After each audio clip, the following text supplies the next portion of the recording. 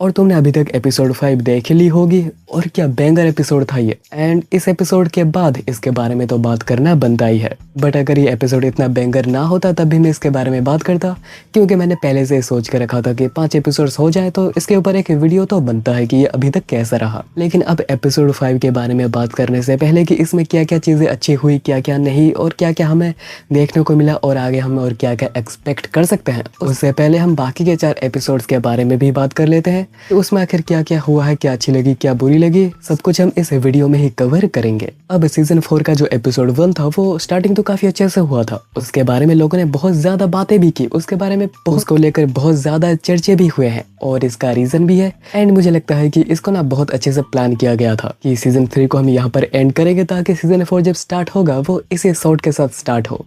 क्योंकि उन्हें भी अच्छे से पता है कि अगर ये शॉर्ट एनीमे के अंदर दिखाया जाता है तो इसके बारे में बात करना तो बनता है, लोग इसके बारे में बात करेंगे ही, तुम चाहो या ना चाहो।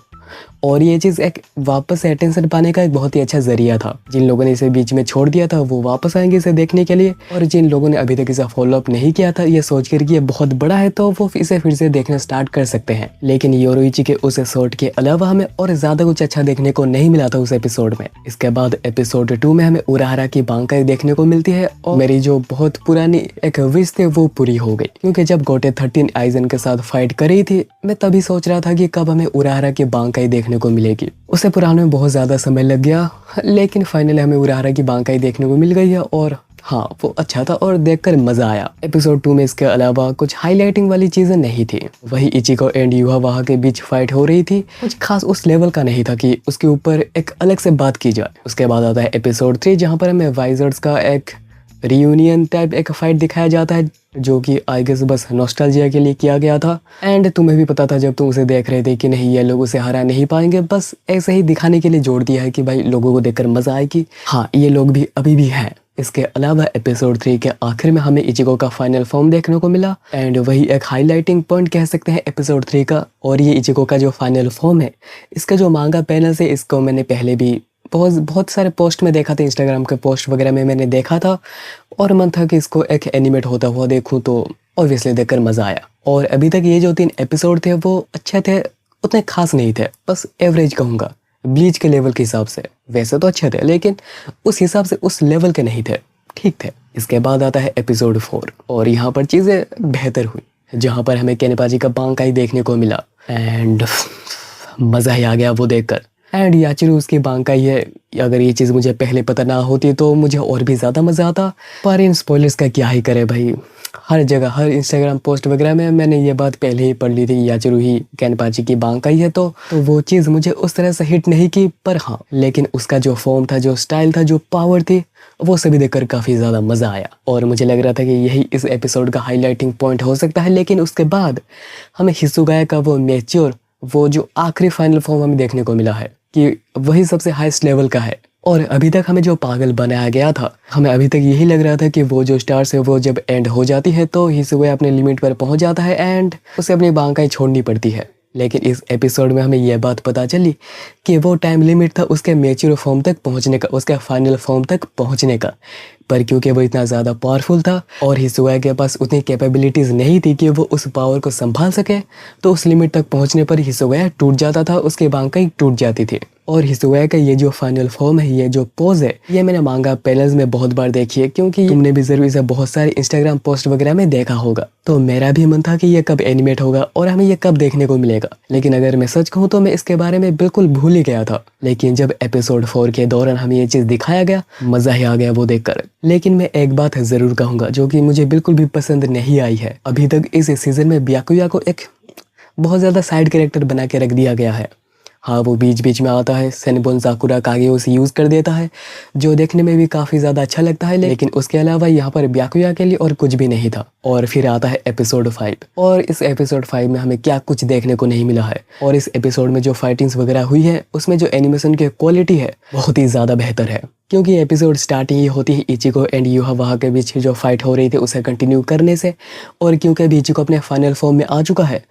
तो यहाँ पर और भी ज़्यादा मज़ा आ रहा था देखने, और यहाँ पर जो एनिमेशन थी वो और भी ज़्यादा ओवर द टॉप जा चुकी है, बस तुम उसे देखते ही रह जाओगे, बस ऐसी चीज़ बना रखी है वहाँ पर। इसी बीच यहाँ पर रुकिया भी रेस्क्यू के लिए आती है एंड उनके बीच वो फ्रेंडली बैंटर भी हमें देखने को मिलता है, जो कि हमें याद दिलाता है कि वो दोनों पहले कैसे थे। वो पहले भी ऐसे झगड़ा करते थे, वो बीच में भी ऐसे ही झगड़ा करते थे, और अभी जब एनिमे एंड हो रहा है तो वो अभी उसी तरह से ही झगड़ा कर रहे हैं, जो कि एक नॉस्टैल्जिया वाली यहाँ पर फील देती है। और इसके अलावा यहाँ पर ओरी में जो बार बार इचिको को हील कर रही थी, इसके बावजूद कि वो खुद बहुत ज़्यादा इंजर्ड है, उसे वो खुद खड़ी हो नहीं पा रही, लेकिन वो फिर भी अपने जान की परवाह किए बिना इचिको की मदद किए जा रही है, उसे हील किए जा रही है। और इस पॉइंट पर मुझे ये लगा कि हम लोग ओरिहिमे का बेस्ट देख रहे हैं। और इसके आगे ओरिहिमे जाकर जो करने वाली थी,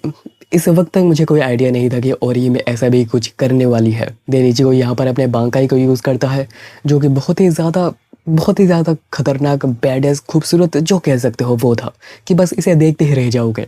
और उसके जो पावर थे वो भी ओवर द टॉप जाती जा रही थी, पर युवा वहाँ फिर भी उसे काउंटर करे जा रहा था, एंड उसे ओवर पावर वो फिर भी कर दे रहा था। एंड देन रुकिया भी इचिको का साथ देती है, अपने बांकाई का यूज़ करती है, और दोनों मिलकर युवा वहाँ पे अटैक कर देते हैं। और तभी का जो एनिमेशन था वो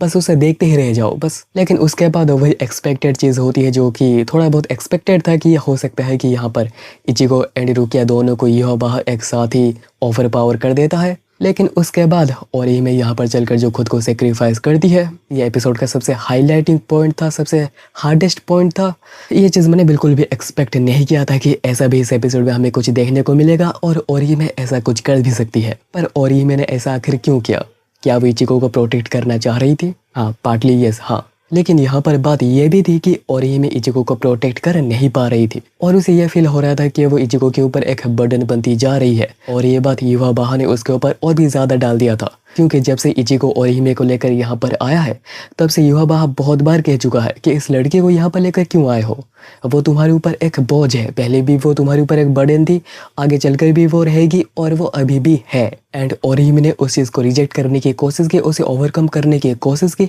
लेकिन ओरिहिमे को वो चीज़ रियलाइज़ हो गई कि नहीं, वो इचिको को प्रोटेक्ट कर नहीं पा रही, और इसलिए ओरिहिमे ने आखिर में जाकर अपना सब कुछ लगा दिया। उसके पास जितनी ताकत है वो सब कुछ उसने डाल दी, बस इसलिए कि उसके पास जितनी भी पावर है वो तब तक इचिको को प्रोटेक्ट कर सके। और अभी हमें बिल्कुल भी ये बात पता नहीं है कि आगे चलकर हमें ओरिहिमे फिर से देखने को मिलेगी या नहीं मिलेगी, उसे कोई बचा लेगा या फिर वो रीइंकार्नेट हो जाएगी, कुछ भी हो जाएगी, मुझे कोई आइडिया नहीं है। क्योंकि यहाँ पर तो मायूरी भी नहीं है कि वो आकर कुछ करके उसे बचा ले, जैसे कि उसने हिसुगा और बाकी कुछ कैप्टन्स के साथ किया था, उन्हें बचा लिया था। मुझे नहीं लगता है कि मायूरी ऐसा कुछ ओरिहिमे के साथ कर भी पाएगा, क्योंकि वो तो खुद ही अभी इंजर्ड है। देखते हैं कि नेक्स्ट एपिसोड में हमें और क्या क्या देखने को मिलता है। लेकिन हाँ, इसी के साथ उरियू का जो बैटल है, हाँ, उसके बारे में भी मैंने बात नहीं की थी, क्योंकि वो साइड बाय साइड चल रही थी, और इस एपिसोड में उरियू को ये समझ आ चुका है। वो जो फ्यूचर देख सकते हैं उसमें 3 सेकंड का एक बफर टाइम है, एक कूलिंग पीरियड है, यानी कि यही उनका वीकनेस है। और अभी उरियू गारंटेड है वर्ल्ड को यहाँ पर हरा देगा। एंड मुझे लगता है कि इसके बाद उरियू इचिको के पास जाएगा, उसे भी इस वीकनेस के बारे में बताएगा, एंड वो दोनों मिलकर युवा बाहा को हराने की कोशिश करेंगे,